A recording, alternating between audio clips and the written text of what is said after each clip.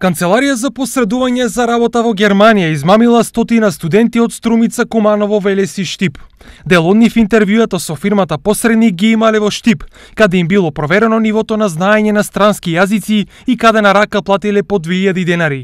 Интервју со работодавецот немавме, не знаеме зошто. Потоа имаше почна притисоци да уплатиме за посреднички услуги кои што чинеа 500 евра.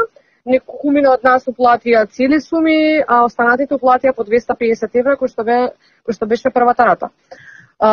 Значи, за тие средства добивме потврда во форма на каса прими, на кој што дури немаше ни печат од агенцијата.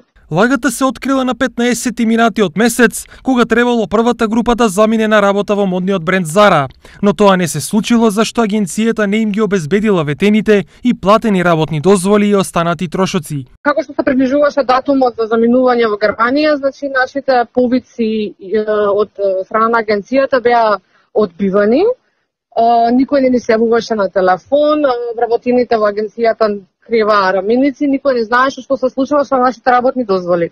Телевизија Стар денеска се обиде да стапи во контакт со вработените од агенцијата, но исто како и измамените студенти, и ние не успеавме да добиеме никој. Вратата на агенцијата е заклучена. На неја е залепена објава дека вработените се на колективен годишен одмор и за секој контакт да се користат службените телефони и мејлови.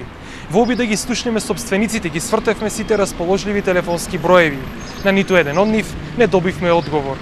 Ова е состојба со која се соочуваат измамените студенти на кои им пропаднаа и парите и сонот за неколкумесечна работа во Германија.